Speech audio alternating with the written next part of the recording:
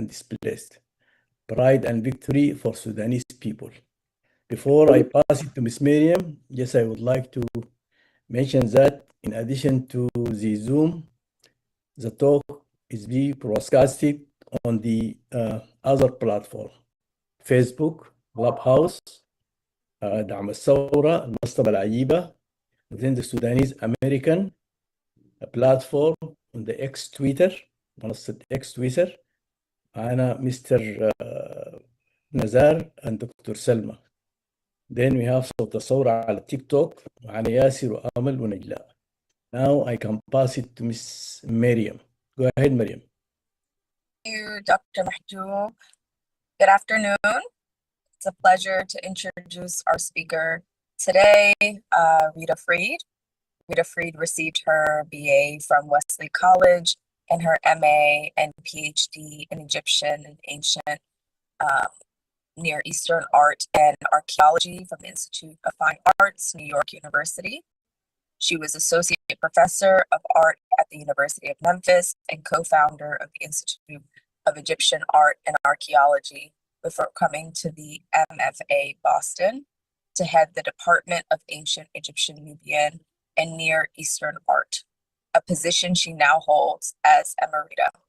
She also teaches Egyptian and Nubian art at Wesley College and Ancient Nubia to underserved, at-risk high school students in the Boston area through the Seymour Institute. As a non-resident fellow at the Hutchins Center for African and African American Research, Harvard University, she pursues research in Nubian art and develops methods to make it more widely available. Her next project is co-editing Image of the Black in Nubia with Henry Louis Gates Jr.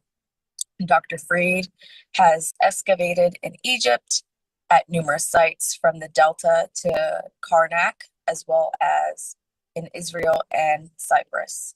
Thank you, and I am now pleased to introduce Dr. Rita Freed. Well, thank you, Miriam. I have to say first, it's a great honor for me to talk about Nubia to you, whose culture it is. And I feel humbled and honored at the same time.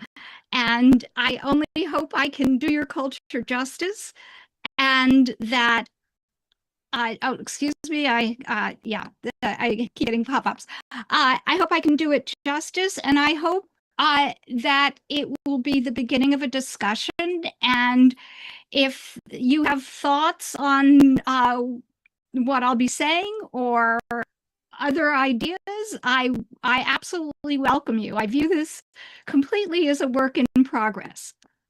So I've been privileged to get to know some members of the local Boston Nubian community over the last number of years, and especially Mohammed Khalifa, who I know is here this afternoon. Mohammed asked me to talk to you about a book I wrote on. Oops, now I have to figure out how to advance this. Let's see. Press the arrows. I'm pressing the arrows, but nothing is happening. We're going to figure this out. Press escape and use it without full screen. I'm pressing escape.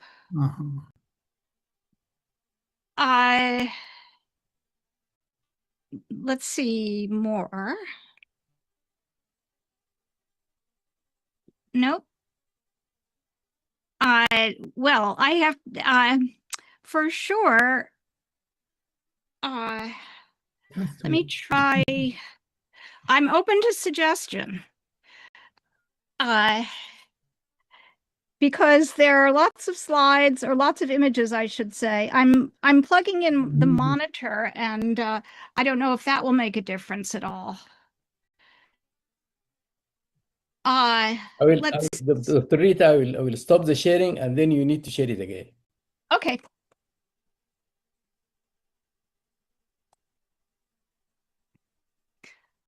All right.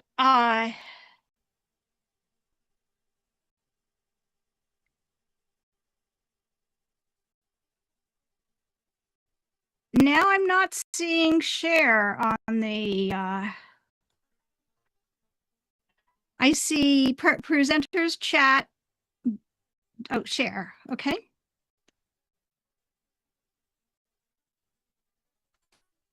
How is that?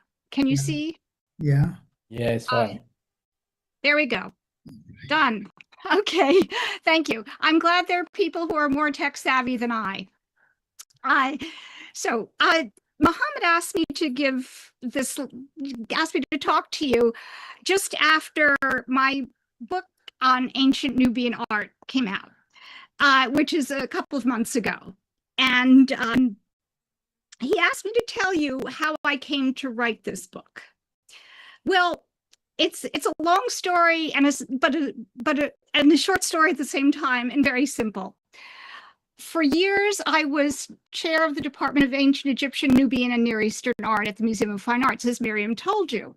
And that collection includes 24,000 objects from Sudanese Nubia. And the reason for that is the museum excavated them in the early 20th century. And at that time, under the British mandate, you were given half of what you found. So half of what they discovered is in the Museum of Fine Arts. And as chair of the department, you can't be in charge of these objects and not be enamored of them. So I came to know the objects and really came to love them. My frustration was that I didn't have the opportunity to put them on view for very long. That's another story.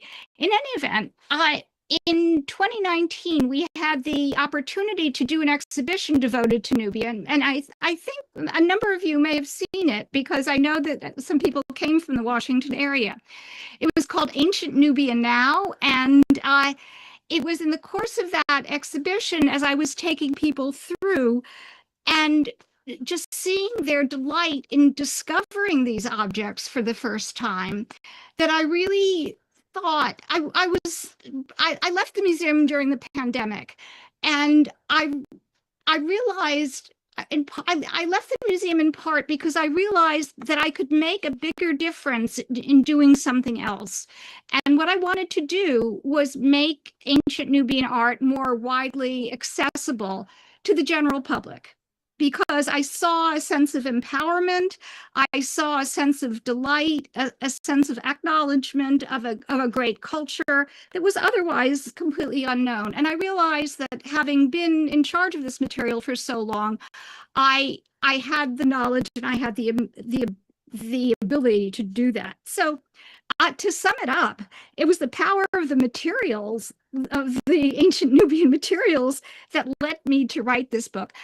By the way, it was published by the Getty. The Getty gave me some coupon codes, which Mohammed will share with you later, where you get a 20% discount on the book for about a month, I think. So with that, oh no, I'm having the same problem here of advancing the slides. My arrow doesn't work. Are you using the keyboard arrow, or there is also let's try this. I'm using the arrow on the screen now. This is just a small fraction of the Nubian objects, which I have to say are now on view. It's a small gallery, but we hope it will grow, and it's for sure better than nothing. So we hope for more and bigger, because the larger objects are not the ones on view. There we go. Okay. I don't have to, well, let me just say, we were having a discussion about where is Nubia and what is Nubia earlier before we started. I generally show people this map. I feel a little strange showing it to you as Nubians, but as in terms of what is Nubia, we all know that Nubia is not and never was a country, but a geographical area. And in terms of who is Nubia, of course, I think we all agree that anybody who identifies as Nubian is Nubian. But very briefly, it is the area of the cataracts. cataracts and include southern Egypt from just north of Aswan all the way to around Khartoum in Sudan, of course. But we now understand that there are a lot of influences that are coming in through the wadis in the desert and all the way out to the Red Sea, and may stretch even farther out than that. So it has quite an amazing breadth and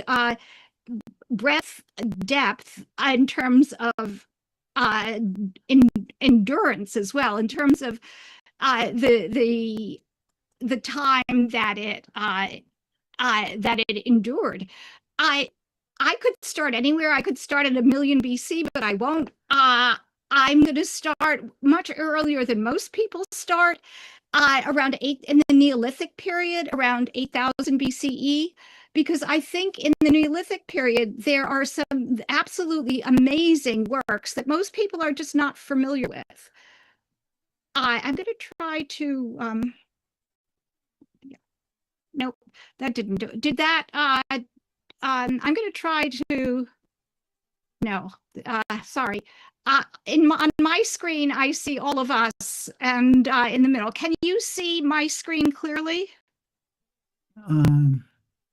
Just the axis on the bottom, the dates are not clear. If you can just give the first one and the last one, we can imagine the middle. What I'm trying to do is I see a column that has us on it. And I'm trying to, I would like to get rid of maybe, how's that? Is that better? Is that any better?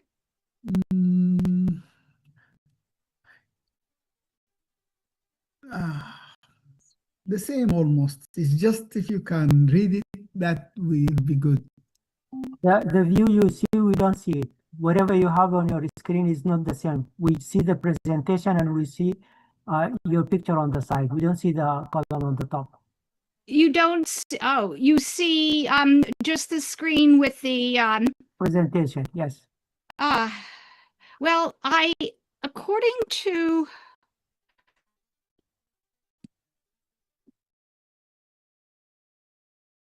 that's not what I wanted to do.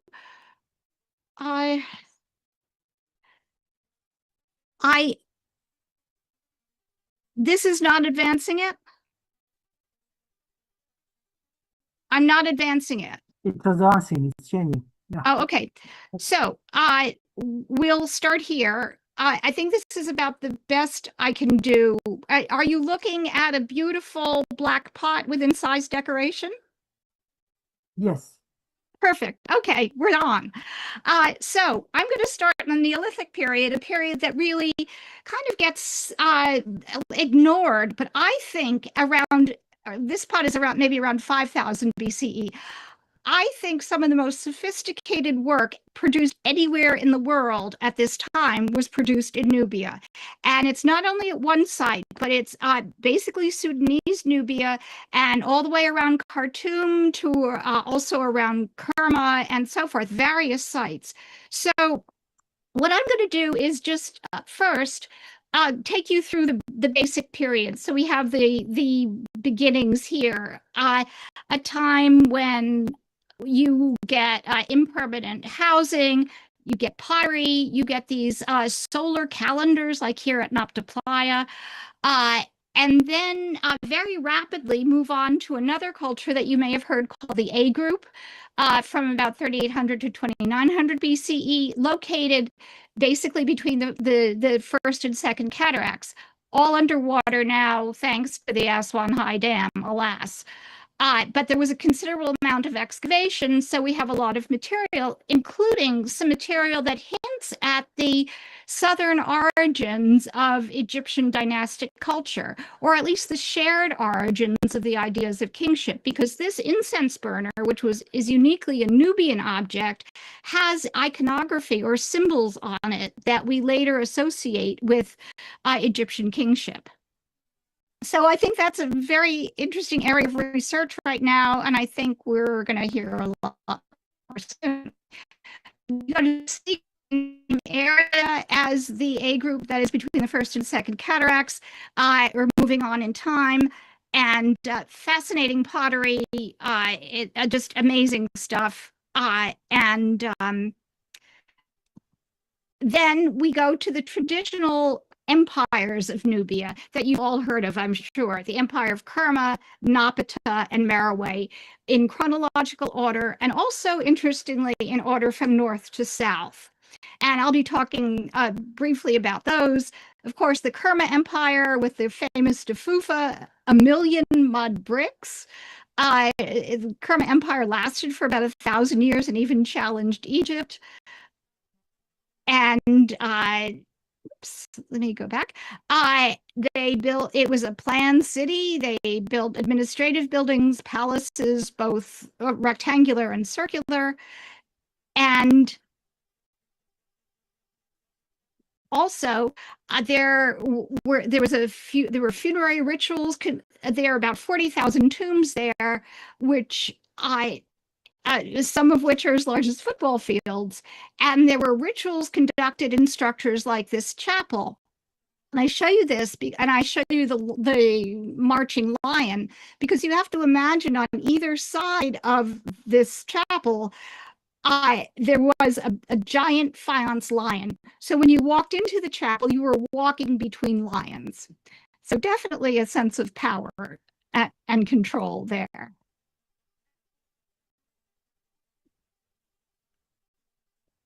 And going on to the power of Kerma really challenged the Egyptians and frightened the Egyptians. So the Egyptians invaded when they had some strong warrior kings, and they were there for about 500 years. And their headquarters was Jebel Barkal, which was also, I suspect many of you have been to Jebel Barkal, a big mesa, a big mountain rising in an otherwise flat area.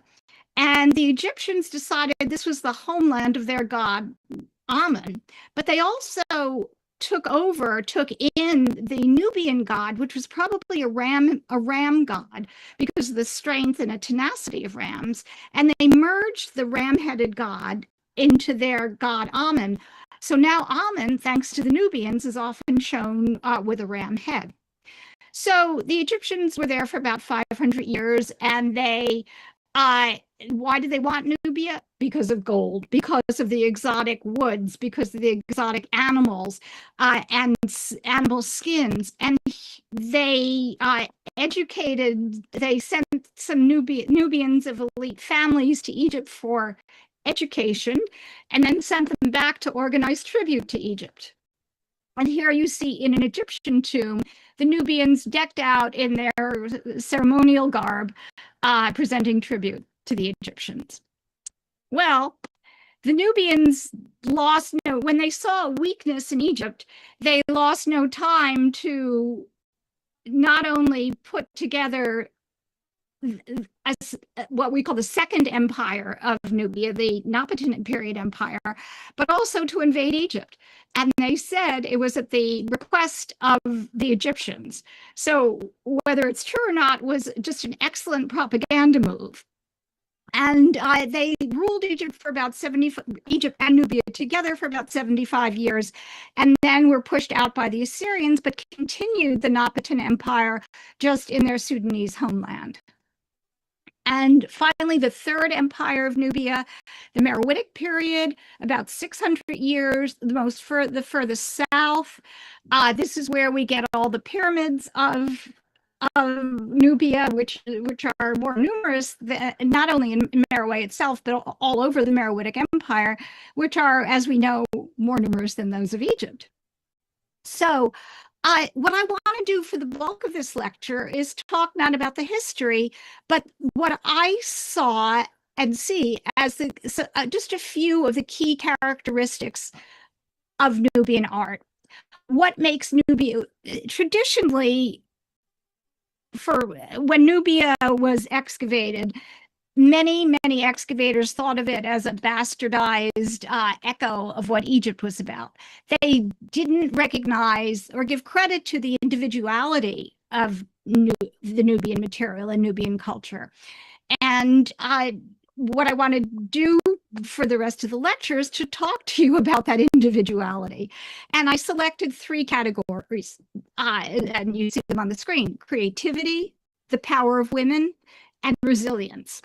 So I'm going to talk about these characteristics seen through the objects for the rest of the lecture. So we'll start with creativity. Some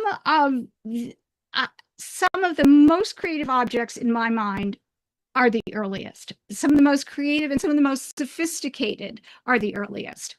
Now, so I mentioned this is about, like the other ceramic, is about 5,000 BCE, so about 7,000 years old. You have to just close your eyes and imagine some chieftain holding this vessel aloft in the middle, holding it through its waist, and pouring some liquid libation over in a shrine or over a tomb or whatever, because this is performance art. It's not only the vessel itself, but it's also how it was used. And looking at the vessel itself, you see that the shape with that wonderful flaring rim is also echoed in the decoration. So, for example, the rim forms a triangle. And if you look inside the vessel, you see triangles incised inside. And on the outside of the vessel, also triangles incised outside. The artist has given you exactly where you should hold it by leaving a vacant band, and then it takes your eye down to the bottom, which is also completely decorated. I cannot imagine how long this took to do, or this one, which is in its own, which is equally sophisticated, simple shape, but yet they've mixed here the curvilinear shape of the bowl with the very rectilinear geometric shape of the incised linear decoration. It's absolutely amazing that to do this. And if you think this is easy, try it. These vessels, by the way, are all made by hand. The potter's wheel doesn't exist at this point, and anywhere. And they were either made by pressing into the ground or through the coil method, and then maybe with a fishbone or comb-like implement. But try it sometime to get the decoration this perfect. It's for me, it was impossible, and for my students also. So other examples of creativity, particularly in ceramics, but not exclusively. First, the combination of black and red is just a very strong, powerful statement. And then in the C group, there are hardly 2 pots that are the same in terms of this decoration. And the bowl is the characteristic shape. It's simple, but the decoration is almost always all over, and it's all different.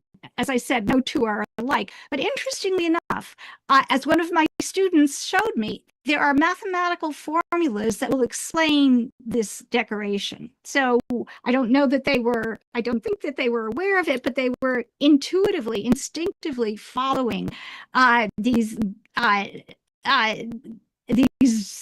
mathematical rules. So moving on to the first empire, the Empire of Kerma. I also love of pottery. How else could you get these eggshell thin, beautiful shapes that I'm looking at the vessel on the right, flaring rim, the beautiful shiny black and red with that ashy layer in the middle. And these were funerary vessels for the most part, although we do find them in settlements as well. They were put in multiples in tombs and sometimes stacked together. Well, one artist had the idea, why make 7 if you can just make 1? So he made one vessel to look like it was 7. And it's really pretty impractical because it would not stand on its own, but that, so what? That didn't matter to him. I don't know if it was a sense of humor or a bit of laziness, but it doesn't matter. It's just really a clever thing to do. And also in the Kerma Empire, there is a unique and wonderful sense of understanding of animals, and animals of all sorts. What you have on the left is an ostrich chick, and you can see that it's trying to fly. You see those little tiny wings up top, and ostriches only have small wings, and that big bulk of the body that it's trying to lift off the ground. The other is a hyena, most likely, and hyenas sneak up on their prey, and then they chomp down on it with heavy jaws and pointed teeth, or strong teeth, and you can just sense that sneaking up on the part of the hyena. And if you look at its mouth, that strong zigzag line of the mouth, that really tells you that this is a dangerous animal. So these were all completely conveyed in these ivory, possibly hippo ivory animals. And these animals were they were inlays into the footboards of beds. In Kerma, and earlier in Nubia, burial was on beds. And your head rested on a headrest, but your footboard was decorated so that you could see it. And it was decorated with inlays like these, a whole variety. I should show you one more because I love it.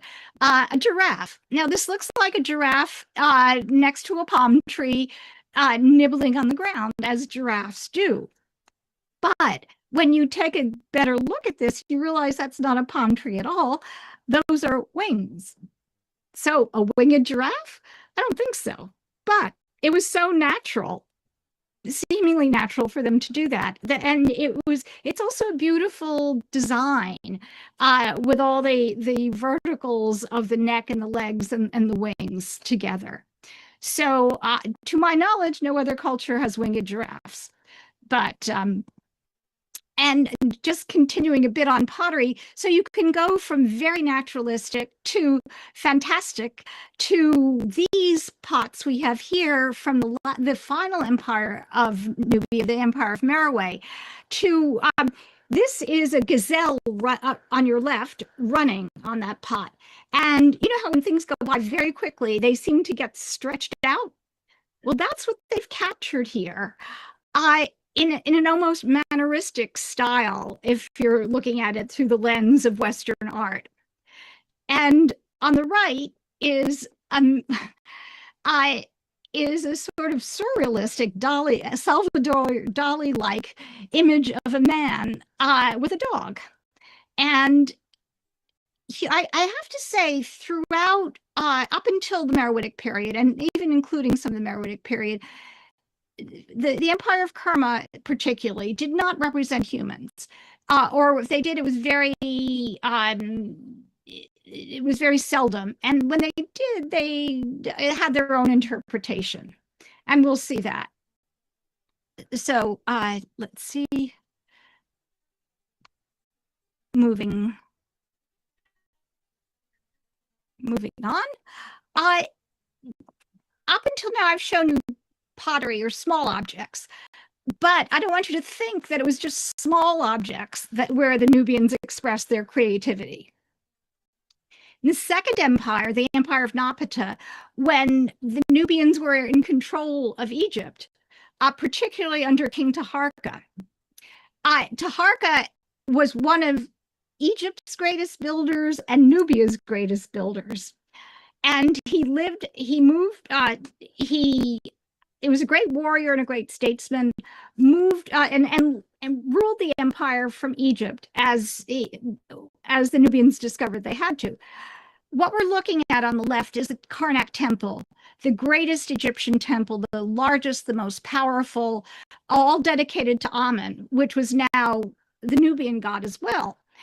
And what you're looking at is the entrance to Karnak. You're looking at one of 4 entrances.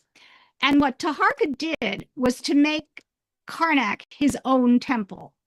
You see one soaring column left out of a total of 10 that were there originally.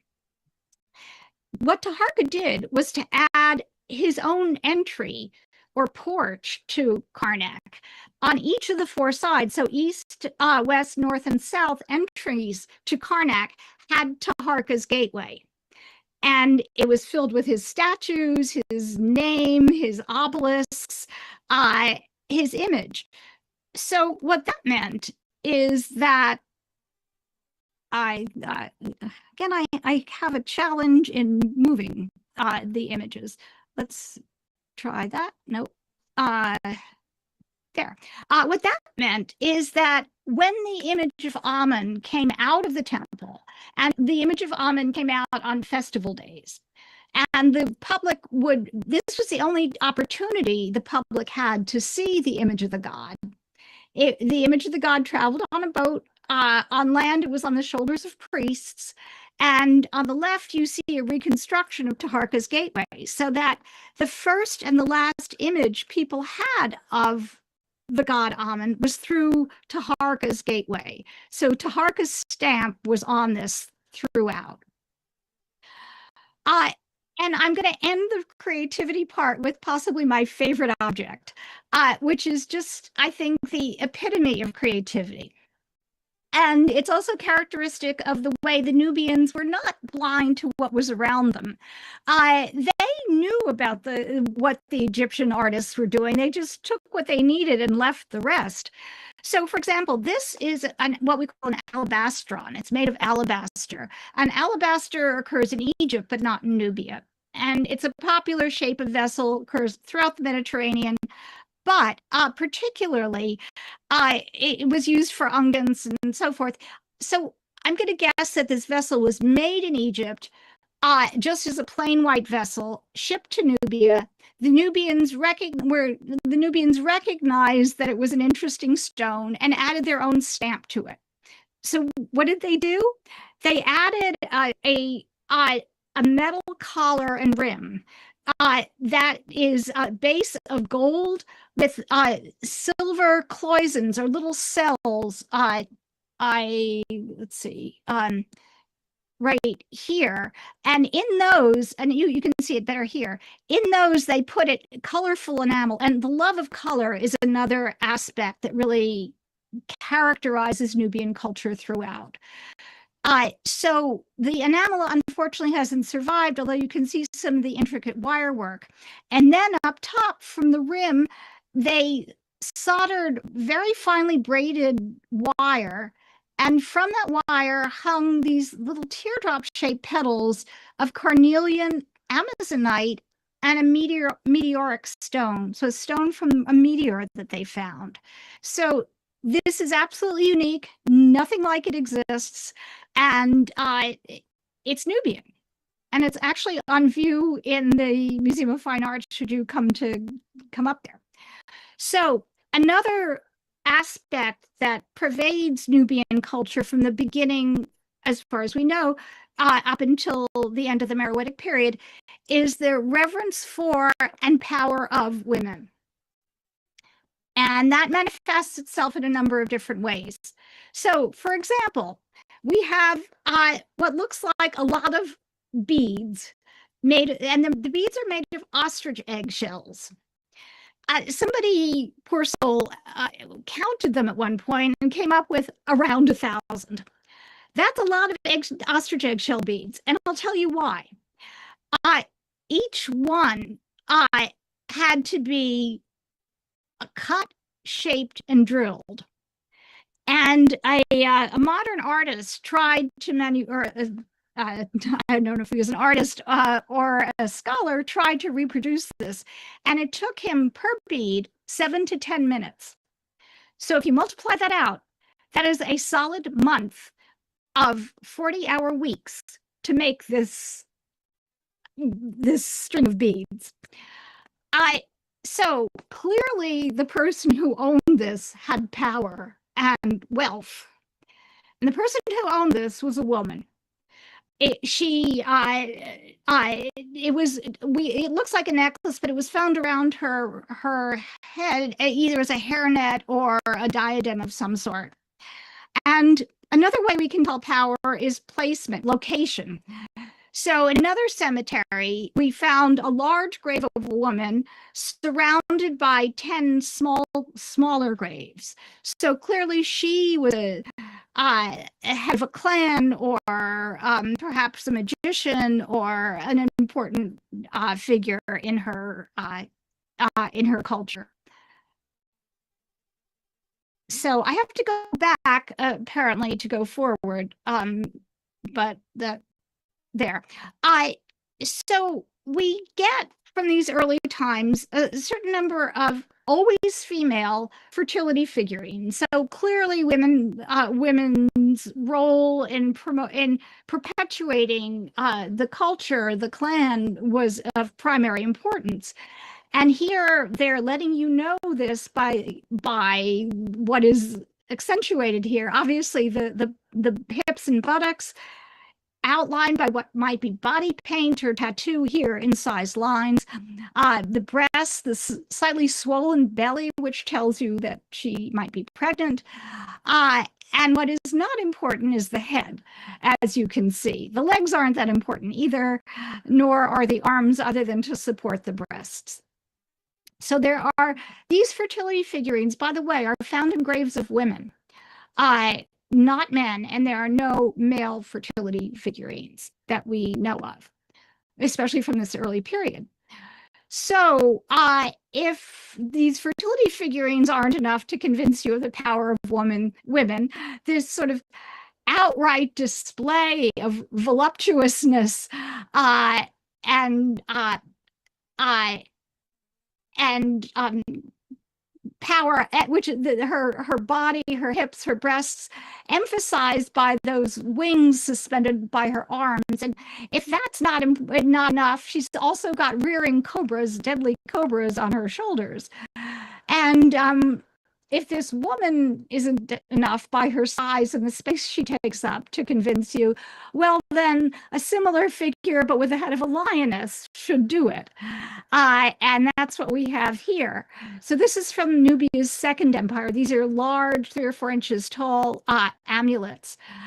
Each one a fantastic combination of images. Almost the more, the merrier. So what could be more powerful than a single woman? Well, here, a group of women. They're incised on a pot with their bodies reduced to triangles, tiny waists, extended hips, all geometrically done, and they're dancing across the pot.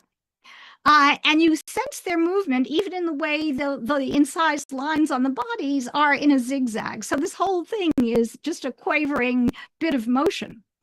Again, what's not that important is the heads. They are there. They're balls on top of poles. But they also, in their decoration of the rim, they ran right over the heads, which is interesting because it, first of all, tells us the rim decoration was done last, but also hints at what was important here.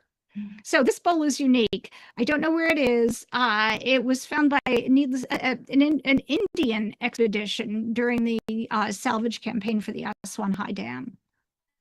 So it's not only on pottery and small objects, but queens as well were depicted so that they took up room, they took up space, they were voluptuous. None of these thin, waspy women or feather light women from Egypt. These were women with substance. And you can see that here with Queen Amani Malel from the Sudan National Museum.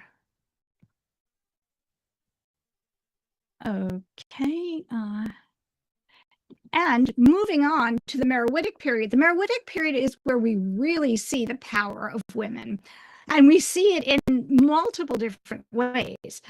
First of all, women were queens, kandakes and kores, and you know that word, I'm sure. So they were ruling queens in their own right. Sometimes they ruled with their sons, sometimes they ruled on their own. And as you see here with Queen Amanitore, who was the mother of Natakamani, who you'll see in a minute, she is taking up space. She is large. She is a fighter.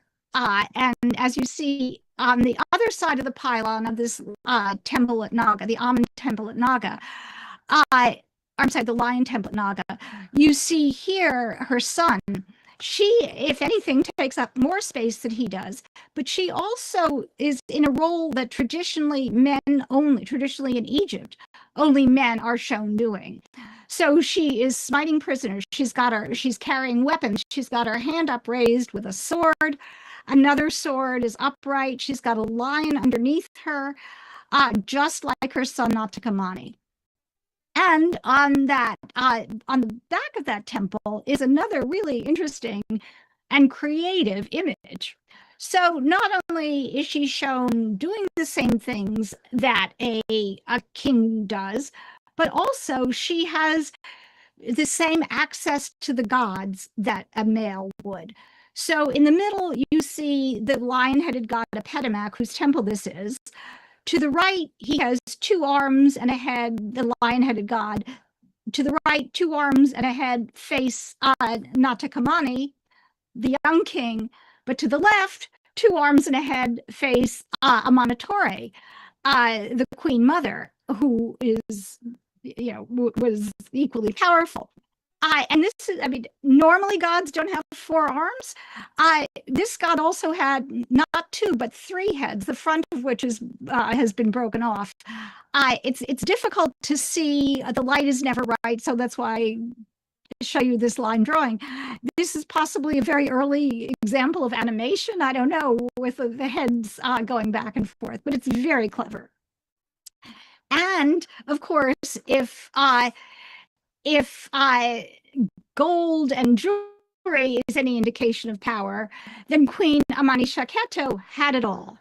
Because here, Queen Amani Shaketo had 250 gold and silver baubles in her tomb. They were found by a guy named Ferlini in the early 19th century, and they're divided now between Munich and Berlin. But if you look at this beautiful enamel inlay, the beautiful design of this hinged bracelet, and try to imagine that she had 5 pairs of these. So matching pairs, possibly all worn at the same time along her arms.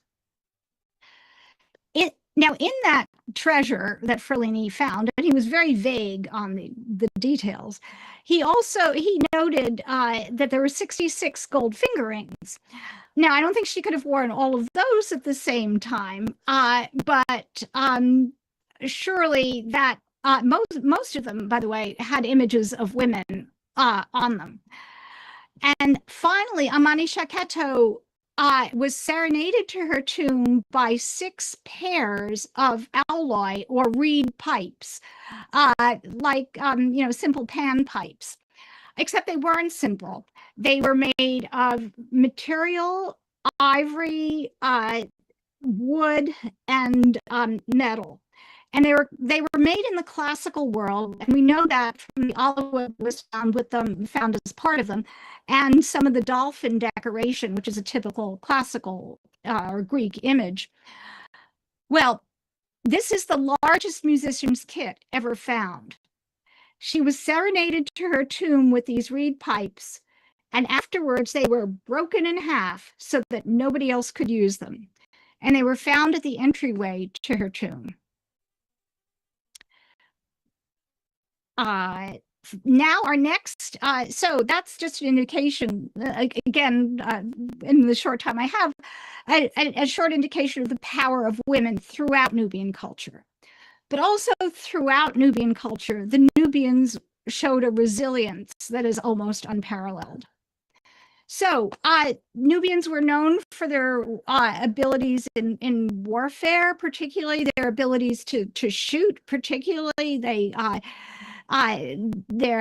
were hunters in Nubia, and they were brought up to Egypt. They were invited to Egypt as mercenaries, and not only came, but also at times settled there, like this man, Henu, who's shown on this Egyptian monument, Egyptian-style stela that was found in his tomb in Egypt.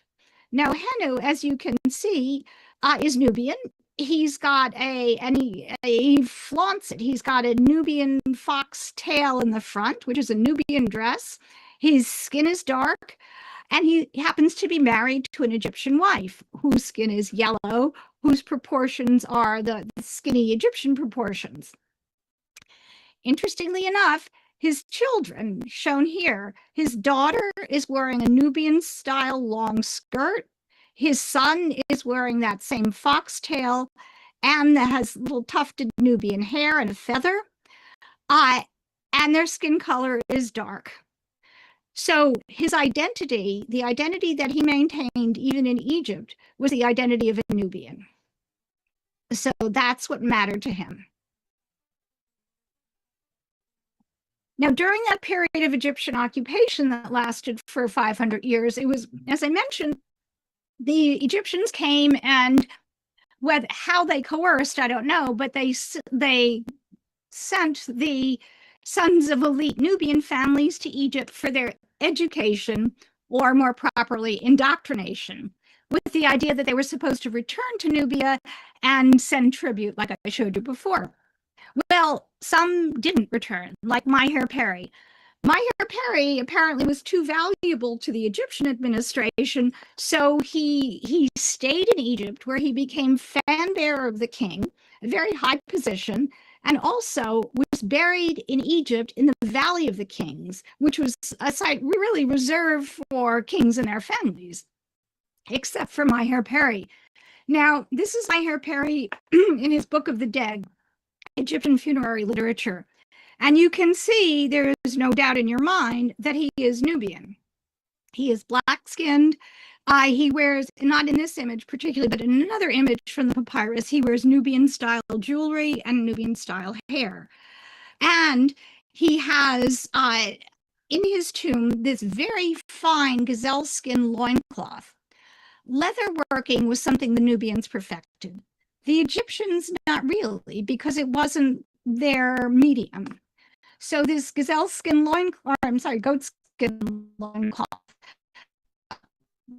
goat or gazelle skin loincloth, was Maher Perry took to his tomb in the Valley of Kings with him. So he too maintained his Nubian identity. It was the most important thing to him in death, even though he was buried in Egypt. So, and today, when we think of the sense of bright colors and animation, we think of Nubia. This is a henna party. When we think, this, by the way, is Sennar, which is not properly Nubia, but you see that same combination of round and rectangular houses. And thanks to my colleague, Stuart Tyson Smith, who pointed out that in this 19th century Muslim cemetery, you have a low mound of rocks or a tumulus, and you have offering bowls, which are very similar. That low mound of rocks is what mark graves in the First Empire of Nubia, and offering bowls mark graves frequently. So this is something that was carried over. And my Nubian friends in Boston tell me that something that you all know better than I do, that the Nubians are the only Islamic culture that carry a body today to the grave on a bed. And the bed is of course, a uniquely ancient Nubian phenomenon. So, even in their art, that even in the art of today, the Nubian sense of color and the identity with ancient Nubia is clear to me. So this all, to me, shows resilience of a culture in the face of today unbelievable tragedy. But throughout ancient Nubian culture, there was a recognition that in inclusiveness there was strength. And I think that's one of the things that makes Nubian culture endure as it has. So I'm going to end there and stop sharing and look for your questions and comments. You might get some comments from Muhammad Khalifa. Yeah, really, thank you so much. This is wonderful. And as one of the participants here said, it's breathtaking. Really, thank you so much on the way you displayed the whole art. Muhammad Yassin, Muhammad Khalifa. Well, thank you. The art is breathtaking, and I've only shown you but a small fraction.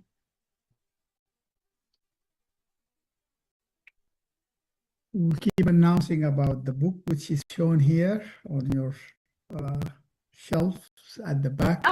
Yes. Art. I couldn't resist. Yeah.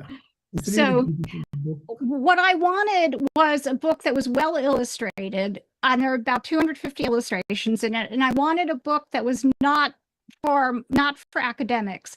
I wanted it to be something that was accessible, written in an accessible language, so anybody could pick it up without a deep-seated knowledge of history or anything in particular, but enjoy the story of ancient Nubia. Thank you. Muhammad Yassin, are you ready to comment? شكرا دياب. And thank you again, Bedilmarfا, for hosting such enlightenment, and to continue.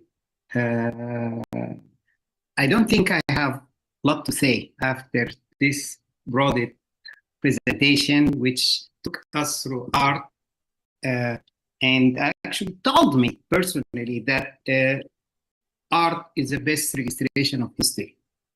And I think the Nubian managed to do so.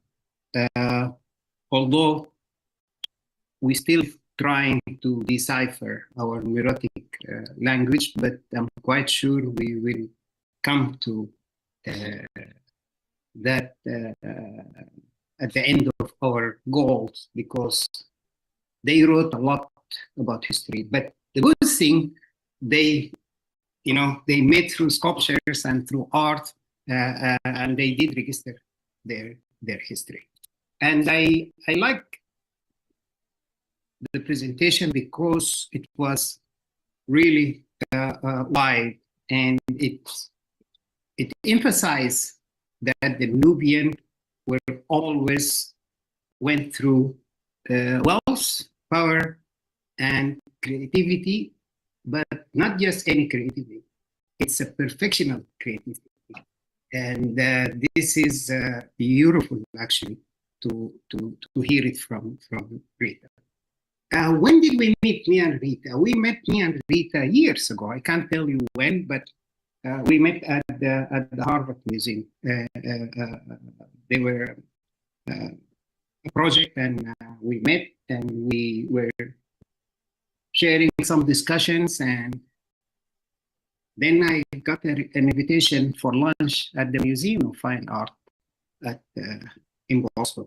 And I went there, I talked to Rita, and we went downstairs to the museum, and she showed me some of the, unfortunately, buried Nubian antiquity in the basement. And we spoke about how can we make it, present it to the people. And the idea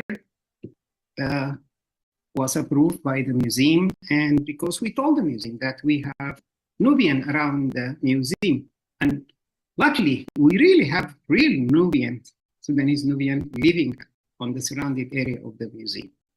So we brought them in, we showed them through Rita and the museum administration, and they all asked the very one question: why can't you show it? So the museum, through hard work, we did present few of them, by the way. Rita spoke about more than 24,000 pieces in the basement, but we showed about 400, if I'm not mistaken, Rita.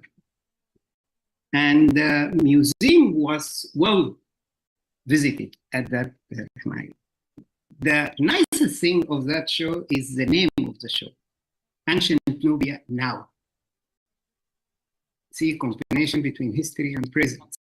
And just to emphasize that the Nubian are still existing. The Nubian are still living in the same area where they were born and they live, despite the isolation, despite the forced migration that's happening to them. And they are still producing and living the same Nubian style, maybe with a little bit of modernity, but they are still there. Now, we all heard Rita. And Rita, during the last 3 years as a senior fellow, non-resident fellow actually, at the Hutchins Center at Harvard, managed to elaborate with others and spread the word about the Nubian. I think she held several events at the Harvard Hutchins Center, and she's still there, and I'm quite sure she'll still contribute more and tonight. But from all of that, I learned to know, or come to know, that Rita lived style of life, despite her Egyptology background, but she is actually right now working in a very two projects, delicate project. The first one is Nubitology science. We are trying to have a career and teaching Nubian styles. The second project is not just for those who are in college, it's for those who are in public school still. And through her, we are trying to Nubian culture into schools, especially schools with minority of, or with more African American, so we can tell them that Africa is a place where you should be proud that you came from. So I don't think I can speak anymore, because I'm sure that a lot of questions are raised, and I'm sure we will still be learning from Rita up to the end of this event. Thank you so much, Bedilmarfa, and thank you, Rita, for this wonderful talk. Thank you so much, Dr. Muhammad Yassin. I think Nasir Fahmi is the first in order. Yes, can you hear me, guys? Yep. Okay. First, my name is Nubuntu Khalil. I had some technical issues to access the Zoom. That's why I get it through my friend Nadir. So he is also attending with me the wonderful lecture that we had from Dr. Rita. So thank you very much, Dr. Rita, for your rich and inspiring lecture on the Nubian art. On behalf of the Nubian community here in the US, I'm also a humble scholar and a founder of the Nubian Language Society. I'm a linguist, but I'm very interested in the lecture. I truly enjoyed your presentation and appreciated the depth of your knowledge and the richness of your knowledge that you show through the lecture, and the way you highlighted the artistic achievements, and of course the cultural significance of ancient Nubia, which we understand also does not entrap into specific regions within the contemporary Sudan or in Egypt, but also sort of all over the regions. And this is our message that we proclaim here, that Nubia is beyond the borders that we believe. And we, for sure, most of the Sudanese should be proud of this Nubian ancient identity, and all what's being presented is really fascinating. And for me personally, this is a memorable lecture that I will remember. It's been a while being disconnected from learning such lectures. I have one question for you, Professor. In your opinion, what is the most distinctive artistic feature? Because you highlighted some of the artistic feature within different times or periods of Nubia through the history. So what makes Nubian art more unique when you compare it to the neighboring rival civilization, say Egypt, ancient Kemet or Egypt? And how do you see this uniqueness evolve over time? Maybe this is a broad question, I know, but I just need a brief. I have another personal question for my research. You link Nubia to womanism. And from my understanding, maybe can we also make it more precise to address motherhood or maternalism? Or it's just a general womanism? And the difference is unique or is distinctive between the two terms. Thank you very much for the opportunity and for the lecture, and for the organizers and for my brother Muhammad.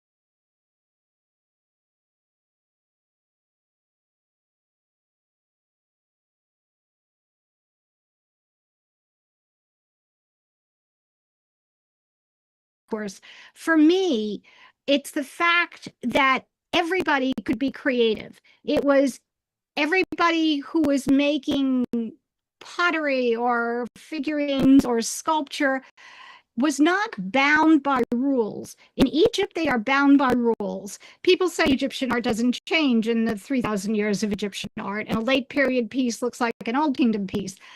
But in Nubia, that's because they had rules and the Egyptians stayed within those boundaries. The Nubians never knew a rule they liked. The Nubians, they were free to create. That is why there are not two pots the same, either in the Neolithic image, that beautiful chalice. There are other chalices, but no other chalice is decorated like that. There are in sculpture as well, and particularly in the Meroitic period, there's a category of objects known as babirds, the representations of the soul. Some of them are realistic. Some of them you would swear belong in the Museum of Modern Art. And again, no, there are some that are the same, but their imagination was unfettered, and I think makes Nubia, at least in part, so fascinating to me. And of course, the 8,000 years plus that we can trace these through lines in Nubian art make it also very interesting and unique to me. So I hope that answers, in part, your question. Thank you very much. Majdi?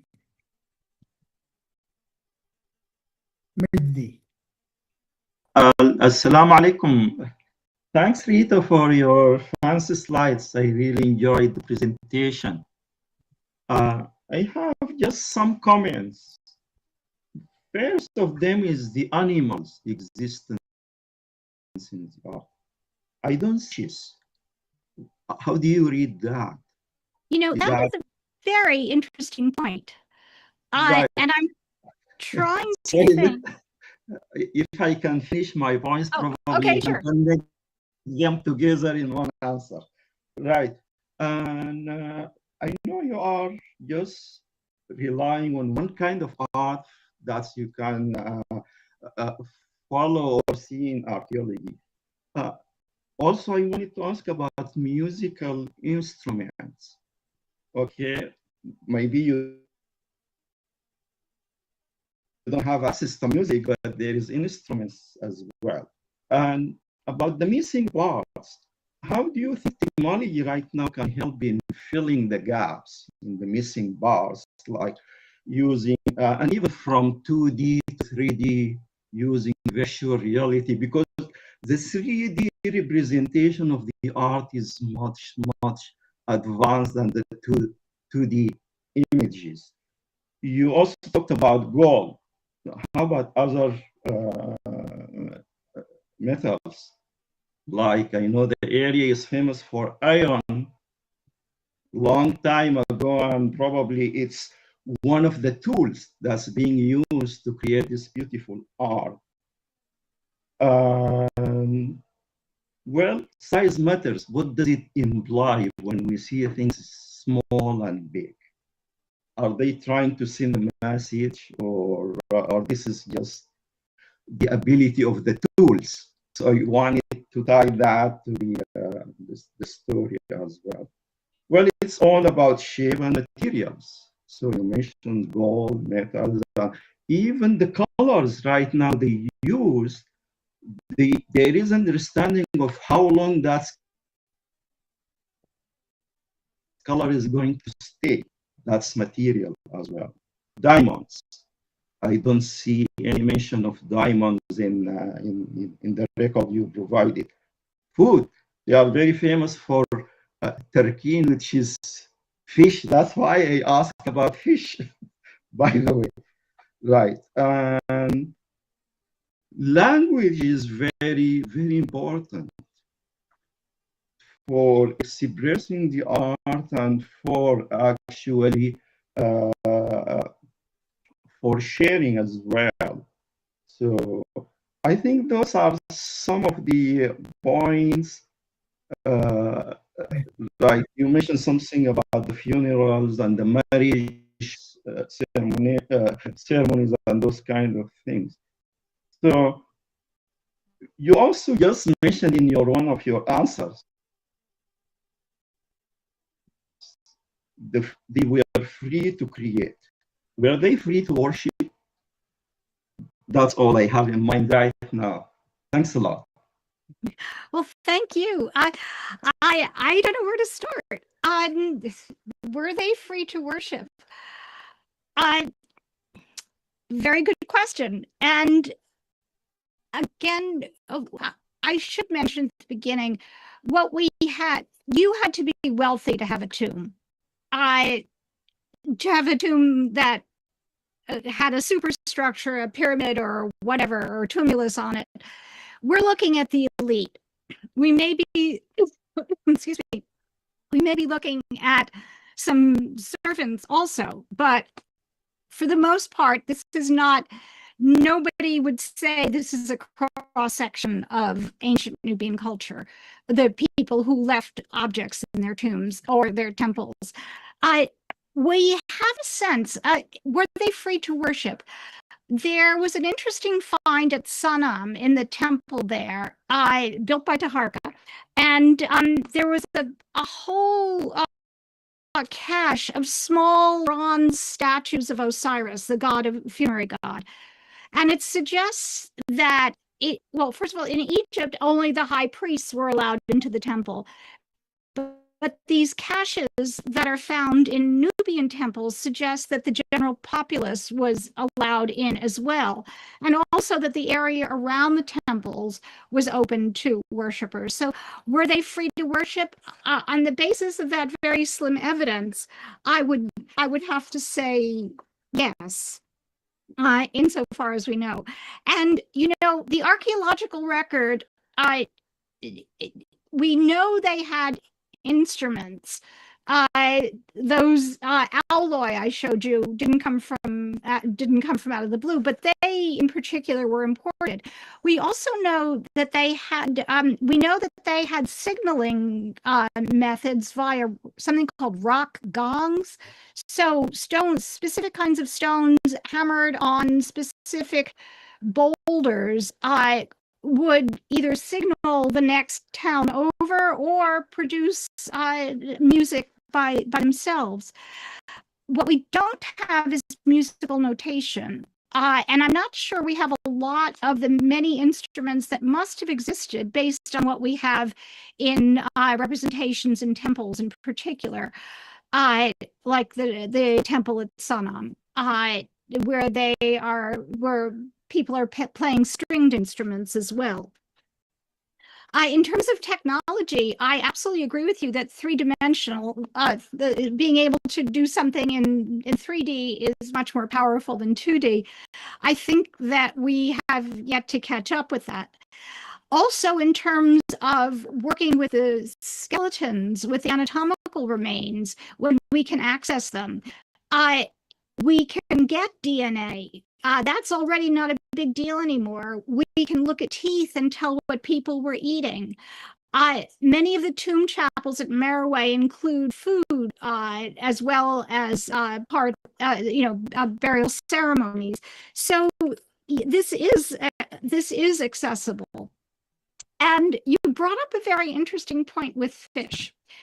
To my knowledge, fish are not represented, and I cannot tell you why.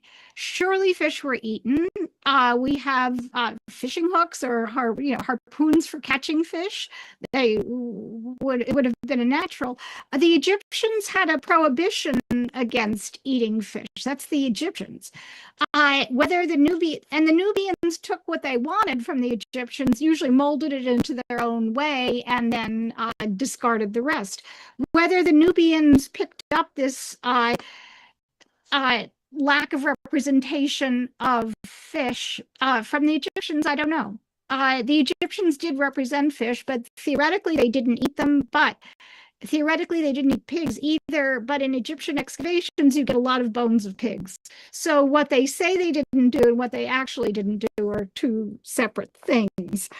And yes, absolutely, iron. The slag heaps of Merowe are unbelievable. They must have cut down every forest around to be able to make the iron they did. And iron exists in Nubia from about say 900 BCE on, although it wasn't common, but you're right, it was used for weapons. And there are occasional statues in iron too. And the big question is, where did the industry go?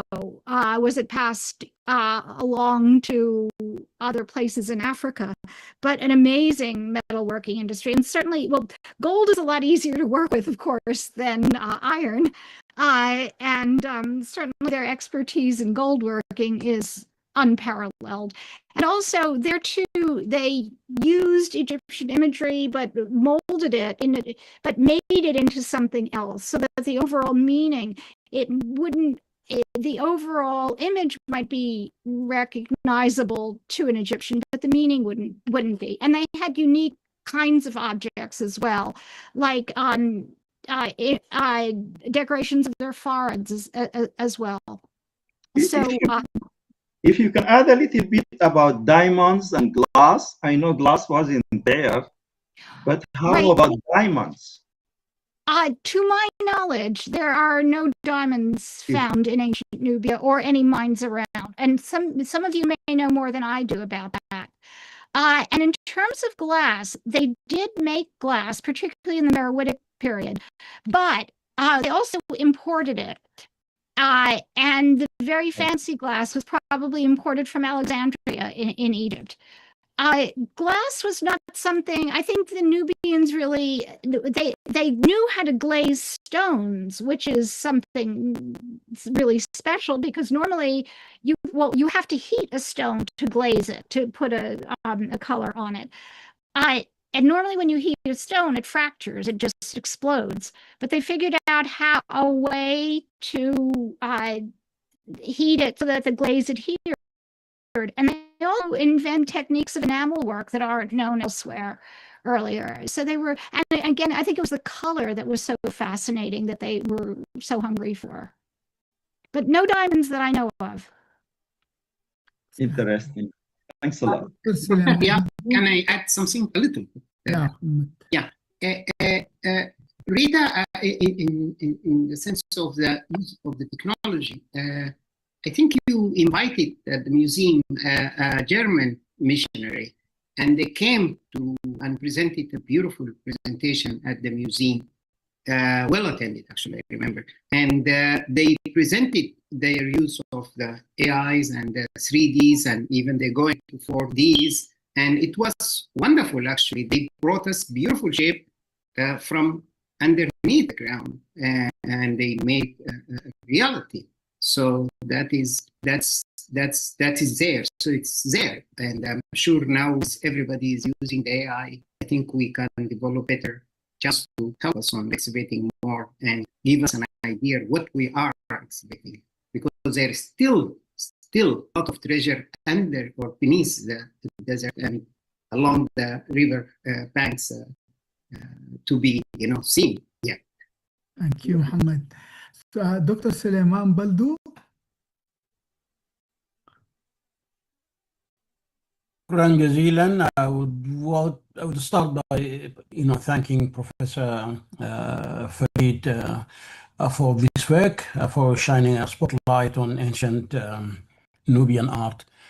I see a follow-up is needed in the form of again the resilience of Nubian art by reflecting how modern art in Sudan is really influenced by ancient Nubian art. I see this in the works of Al-Salahi, of a lot of artists,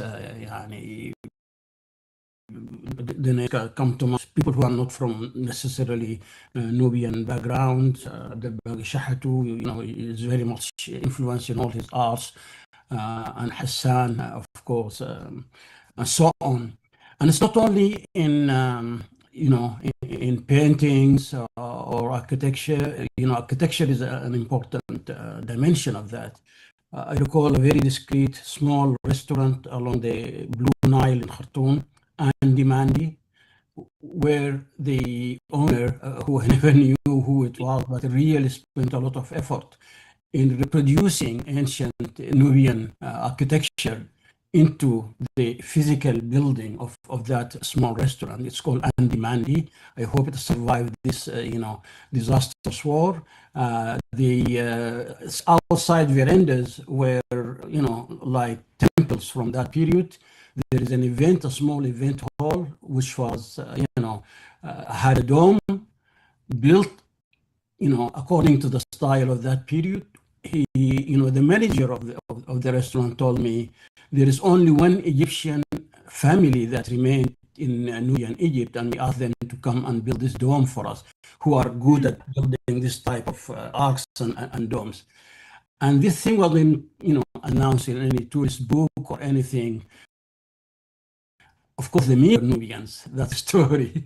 But, there is this attachment to the carryover from 8,000 years ago into today of this art. It's a very vibrant art today, and I wish there would be a follow-up talk at, Bedilmarfa about modern Nubian art and, Nubian art surviving in modern Sudanese art, its architecture, its, all forms of plastic art and so on.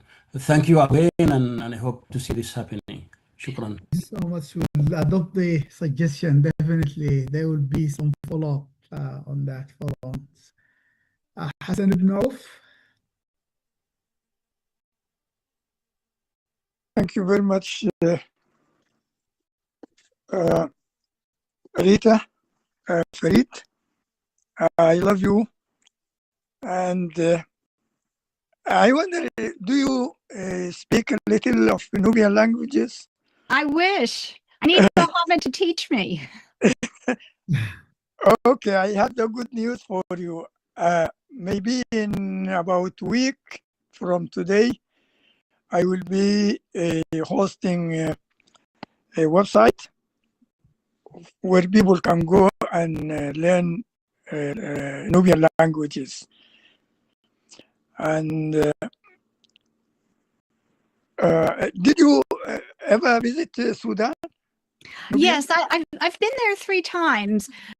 Once early on before the road was built, and that was for me. My first time was absolutely magic. Because there were no cars, no trace of other humans, just the monuments and wild animals, and by humans I mean humans in cars. There were certainly villages and people wearing traditional clothes. It was just a completely memorable occasion, and we slept in tents, and that was fine. And it was this last 2 times, there were roads. Of course, it made it a lot easier to get around.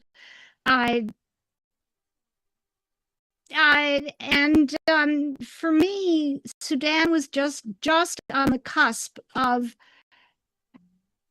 welcoming a big tourist industry, accumulating wealth when this horrible war happened. And I know you all were not surprised. I was surprised, and I just feel very lucky that I was able to go when I did. So, but I would love to know the coordinates of your website. I know. Yes, I know that the Nubian language was for a long time you couldn't teach it in the schools or speak it. I'm glad to see that that's changing. Yes, this is an effort to salvage the Nubian language, because maybe my generation is the last one who speaks the language. I am almost 8 years. Yeah. Thank you very much. Thank you, Hassan. And there was a comment on the chat from Umar Zain, but I don't find it again. I wanted there was a comment or question. Chat, Taj, do you remember there was can you access that question on the chat? Any questions? So there's one from Muhammad Al-Ghazi too. Yes, can you? Muhammad Al-Ghazi, 1 second. Yeah. Muhammad Al-Ghazi, he's just thanking the group for the talk, and he's thanking Dr. Rita.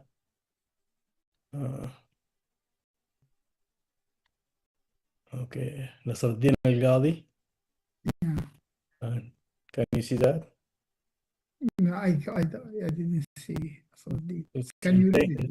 Nasruddin said it's wonderful to ask the readers of your book to read it as a story in non-academic language, and above all, as a human experience, the story of Nubian, how it began, how it endured, and how it's ended.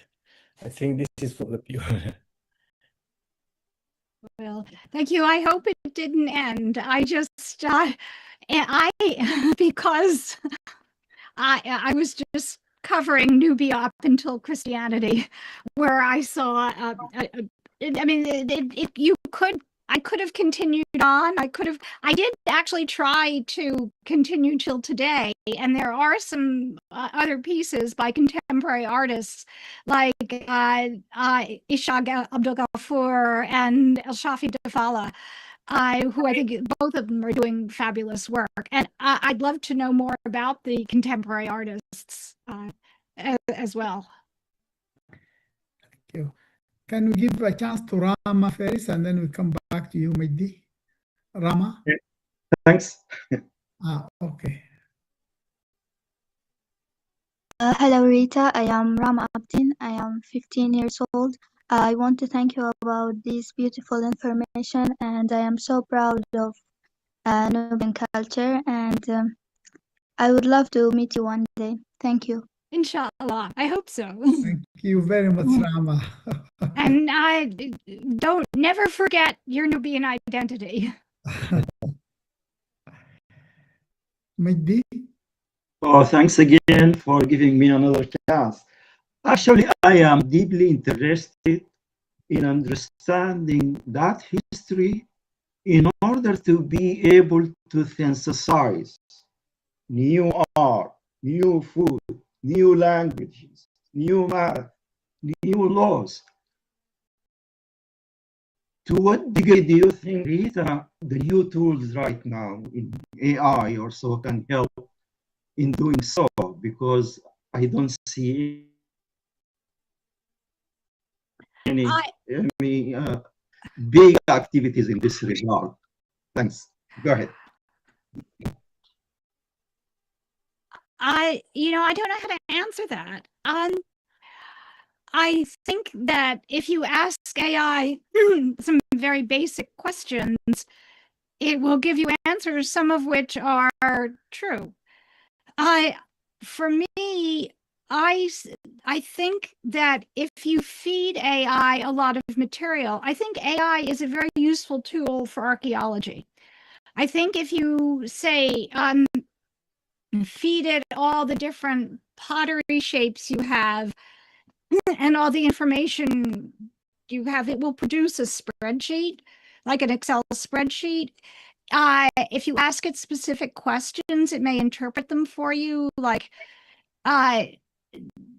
where do you find bobbards, or where do you find musical instruments? I think AI is AI only knows what's already out there, and I think it'd be interesting to experiment. And I hope my students will do that next semester. I think we can't, just as a teacher, I have to say, I think we can't ignore AI, but I wouldn't, at this point, I would use it as a tool.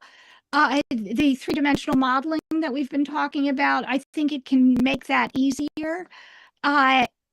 But I think it's the human mind that needs to be the underpinning of all this. I think asking AI what it knows about Nubian art would be an interesting thing, and some of it might be true. But I'm certainly not the expert. I've played around with it. I didn't for the book because it needs, as you know, it needs to comb information from the web or wherever before it will produce anything. And excuse me, I wanted these to be my own ideas, not somebody else's. So yeah, I think AI will help, particularly archaeology in the future. Right, but I'm interested in synthesizing, creating new things from old things. Yeah. And there is technology to do so. Right now you can see a lot of songs, a lot of music being created by those. Right. Yeah, good Yeah, point. Thank you very just much. understanding the history. Yeah. So now we found the comment from Omar. It's the last one. He put it again. Just he put it again. How long did the Kushite kings, ancient Sudanese, live? And he gave around 747 BC. So did you see that? Yes, 747 to 756 or so is when they ruled Egypt, but the Napatan kings continued. In fact, there is no real break between the Second Empire of Napata and the Third Empire of Merowe. It's just that the royal cemetery moved. That's when people usually make the break. And early Meroitic art is very similar to late Napatan art. So it's really an amazing stretch of continuous culture. Excellent. Thank you. I have a question right now, since there is a chance. First of all, I think they touched that question and you mentioned about it. It's just amazing how this pottery survived for thousands of years. And was it a choice for them that they chose, they want something to last a long time, or just it happened by chance this is the material that can last a long time? And what is special material about the colors? Anybody knows what kind of material is used for these colors to last that long? Now we have something, even the photos, after some time they shade, they fade, and you don't see anything about them. The other question about the pottery in terms of that Nubian civilization, there were potteries also in the Nilotics areas, south of it's just all over the plain. You will see pots and 1,000 years, 2,000 years old, and even around Sinnar, Jabal Moya, that some. But the question is the patterns. Do you, as a specialist, you tell them pattern from Ethiopian pattern, like in the plateau or in the Nilotics, and some other, like in Mexico, they may have pottery. Everywhere they have that around that age. Interesting. Well, a lot of the,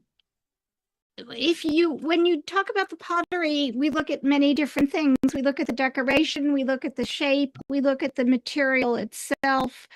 But as far as the designs are concerned, if you isolate the designs like triangles or circles, those are basic shapes, of course, and many cultures will have them. But it's the combination of the way the pot is made, the decoration, the kind of decoration, the shape that would determine it. And I honestly, I believe that through the wadis that people, they travel now and they travel then.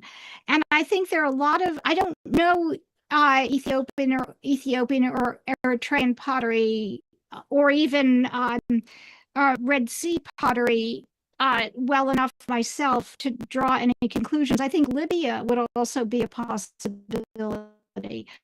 I haven't worked extensively with that, and I would hesitate. I wouldn't be surprised. I think motifs, you see something, you like it, you copy it. But for me, this Nubian ceramics, with the exception of the Napatan period, when we're closest to Egypt, this was a major mode of expression. And of course, the Nubians were not only lived in this in communities, but also were pastoralists, lived in the desert. And some of the desert communities have their own take on pottery, slightly different. But I think the Nubians saw ceramics as a real vehicle for creativity. With the Meroitic pots as well, the decoration on the Meroitic pots is extraordinary. And I don't think anybody's pulled them all together. There have been studies on individual aspects, but the decorations some of them are absolutely wild. Some of them are similar. Some of them are heavily influenced by the classical world or the Egyptian world, but they're amazing. Yeah, I think that pottery, Nile mud was readily available. It formed easy containers and storage, for drinking or storage. And I think it was much easier to access than stone, for example, certainly metal. So I think that's that. Whether they realized that ceramics would last so long, I don't know. But because they were found in tombs, and the tombs, if their tombs were robbed, they weren't interested in the ceramics. That's why we know so much. And ceramics are, of course, found in habitation sites. Very often, the fanciest ceramics are not found in habitation sites, but found in tombs or temples. So they clearly they had those pots I showed you took a long time to make, and were very carefully thought out. They had, just like we do, their routine, plates for every day, flower pots or, cups and that sort of thing. And those probably were not decorated. A whole lot of, this is really very fancy ware that I showed you. But the other material also conveys a different kind of information. Beautiful. Thank you. Is that an old hand maybe or a new hand? Yeah, let me just talk a little about Yes. the book, if possible. Yeah. Yes, this is a book actually, and I'm glad that I was one of the maybe first to get it with beautiful, signature of Rita, if you can see it. I don't know how to do this in the computer, but as you can see, it's a square book. It's not this regular triangle book. And the book was published by Getty. Getty is one of the best, platform of pictures around the world, and they are the best to produce picture to all agencies and cultural platforms, and they are really amazing actually. And I'm glad that they did publish. I mean, that Rita chose to use them to publish this beautiful. We have put the link for Yes. Betty. Also, I saw Omar Mohammed Zain has put the Amazon link where you can buy the book. But Betty can give you the discount of the one. Yeah. It's a 20% discount actually from Getty. And thank you again, Rita. We got that yesterday, but it's really beautiful actually to do so. Although it worth more than its price, to tell you the truth. To have it on your living Yes, room. it is actually a sort of history book, and I'm glad that Rita set it up in a very magnificent way. Actually, read just one thing, note by Henry Louis Gates, who forwarded this book, the head of the Hutchinson Center. He said a stunning, original, seminal achievement, Rita. Masterwork that will serve to redefine the field. In fact, few words which can describe this powerful book.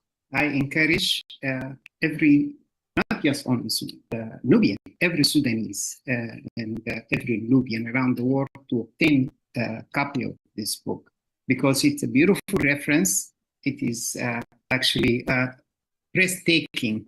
When you see the picture and you see the history and you see the beautiful wording and the description of each picture. Rita is well known of indexing this antiquity at the museum. And I really love her comments on each piece. She always gives us the exact period where we excavate, where we found this thing. My last thing, actually, Rita, I wouldn't be in such an event without thanking the person who brought us all this stuff. George Reisner, professor and archaeologist George Reisner, who went to Sudan. The person was in love with the Egyptian art. And he went deep to the south and he started finding some differences, some objects. They are not Egyptian. And it raised his curiosity and asked, and they told him, go south. So he went and he entered Sudan. He was not intended to do so. And he started excavating there and he found, this treasure. Came back to Harvard, and I think they subsidized him to go back again and start excavating, and he stayed there, for a long time. When he started collecting stuff, I think the First World War interrupted. And and continue the story, please, Rita. You are much. Oh no! Well, he saw you. First of all, he was employed by the museum, He excavated a number of different sites, all the royal cemeteries of Merowe, not the city itself, but the cemeteries. He excavated at Jebel Barkal at the temple. He excavated Kerma, many of the tombs. And he first went to Nubia for the first archaeological survey of Nubia in 1907, when the first Aswan Dam was going to be enlarged. And he recognized, it was recognized at that point that many of the monuments that would be flooded out, and that a lot of the area was unexplored. So he was part of I think it was an Egyptian government committee to survey the area that would be flooded out by the first Aswan Dam. And then, of course, and that's how he came, that was his first familiarity with Nubia. And then he went back when he saw how rich it was. And you know, to be honest, he worked for a museum and he knew he had to produce objects. So I think it was I will be frank with you and tell you that he was one of many who saw the Nubian material as primarily Egyptian. But the fact is, he excavated it and preserved it and kept excellent records. So we still have the original records in the museum, and much of the material is completely published in a fabulous series of books called The Royal Cemeteries of Kush and the Second Cataract Forts. These are the forts between the First and Second Cataracts, and they're available online for free downloads. So if you want to see the excavations, they were published by the museum under the authorship of Dowes Dunham, primarily, one of his assistants. And of course, Reisner and the museum were not involved in the Aswan High Dam surveys, but many of the institutions who were have made the material available either in publication, or I should mention the Institute for the Study of the Ancient World at Chicago. Bruce Williams' publications are available for free download. So there's a lot you can access without, you know, by just playing around on the computer. Beautiful. Thank you. Maybe you have a comment? Oh, yes, just one thing I forgot to mention. Most people in written language believe that the future is going to be shaped like icon-like writing, or even GIFs. To what degree do you think, Rita, that the Nubian history can influence this in this direction? Thanks for giving me 3 chances there. Thank you. Well, I think technology brings us all closer, for sure. And I think, you know, as long as you continue to have groups like this and express your opinions and make them known beyond the groups, Nubia will be represented. I think it's up to particularly for the ancient material. I think the more museums that get the material out, I know the Museum of Fine Arts has plans to expand their very small Nubian gallery, but I will say the material is available at mfa.org under collections, so they have a very good website. And Chicago as well, and the University of Pennsylvania also have, at least in the US, have premier Nubian collections. And of course, you know, the British Museum, Berlin, Munich, and I'm sure I've forgotten something. There are museums in England also that have some Nubian material through the Egypt Exploration Society. There you find Meroitic pots in places. Liverpool actually has a good collection of Nubian material. Thanks. Any more questions? Taj, is there any other questions on the other I don't see. Yeah, okay. Really nice, so nice. Thank you so much, Rita. We took you for a long time, actually, but we like to have some concluding remarks and way forward also. Okay, thank you. Thank you all, guys, for the wonderful presentation and discussion. Thanks, Majdi. Thank you, Dr. Rita, Freed, for the great talk. I would like to thank Dr. Muhammad Khalifa. He is the one who's suggesting and inviting Dr. Rita to present. I want to give a fingerprint to Mr. Khalid Mahjoub because he brought, this is a breathtaking. Yes. So it's really breathtaking. Thank you, Khalid, also. Thank you all for joining us. Discussion like today are important in reminding us of where we have. Then just definitely we will adopt Dr. Suleiman Baldu suggestion. Thank you all for joining us today. Rita, any last comment? Any?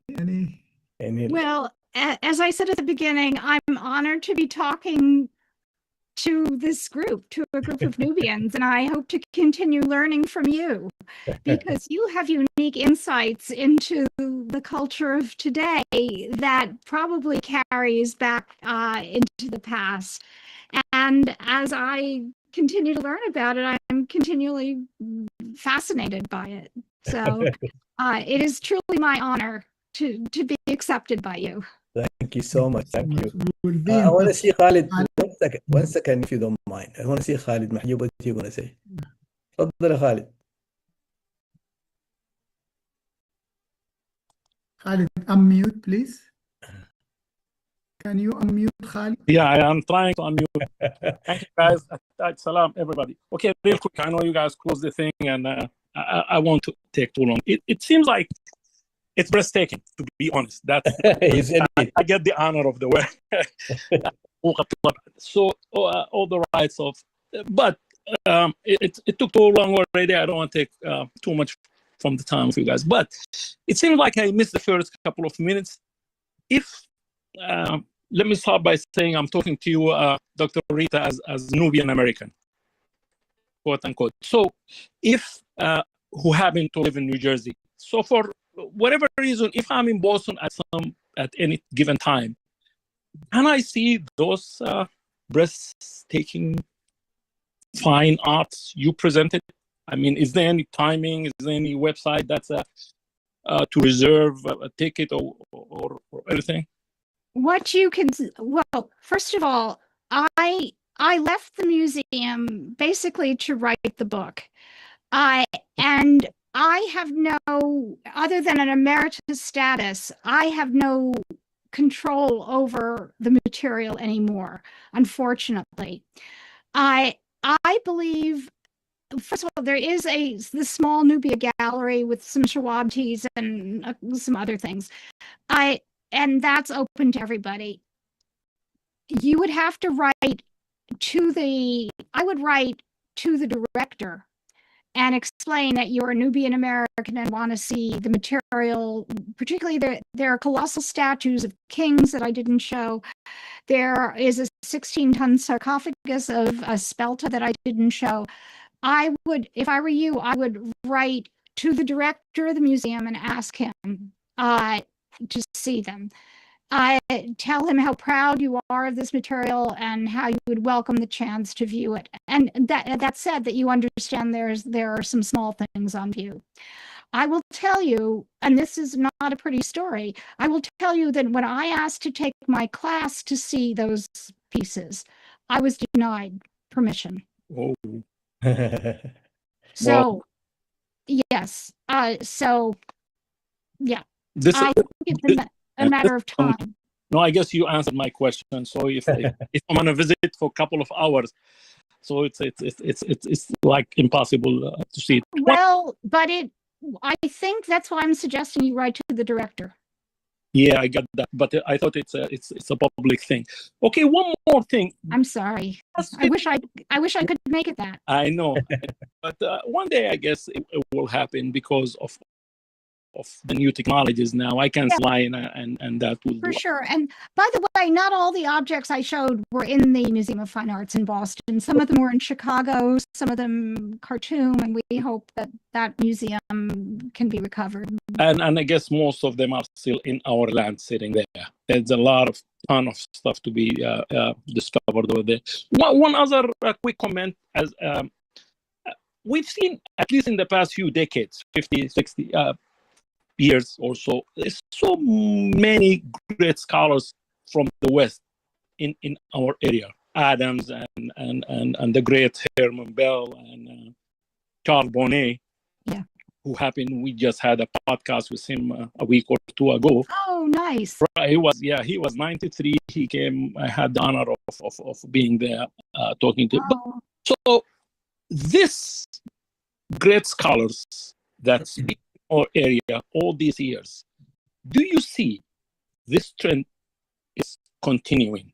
I know there's so many local scholars, and a lot of Sudanese are doing this now, and having PhDs and do a lot of research and doing that. But I'm talking about specifically the Western scholars that they come with like a different eye, if I may say.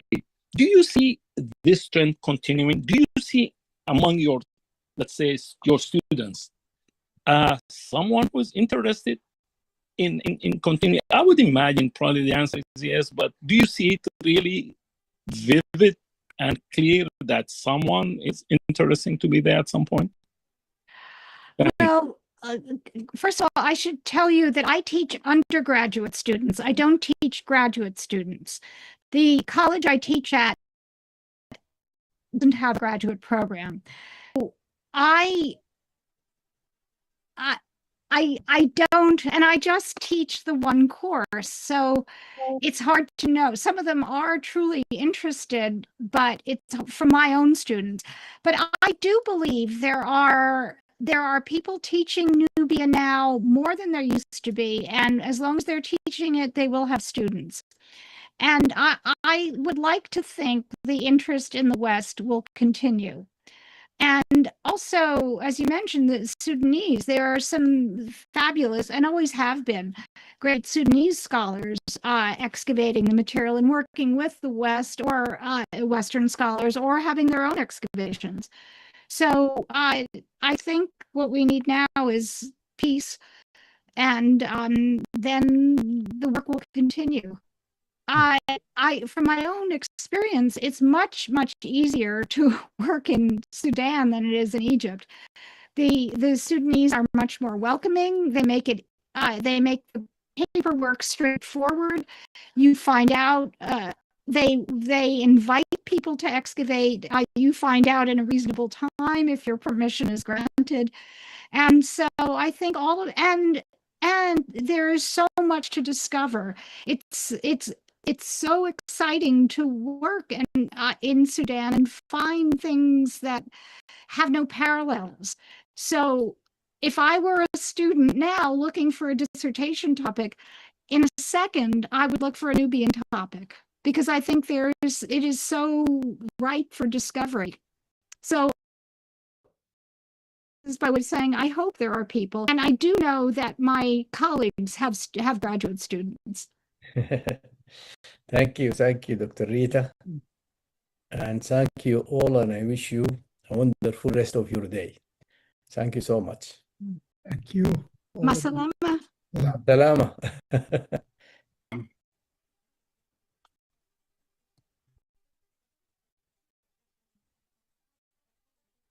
The recording has stopped.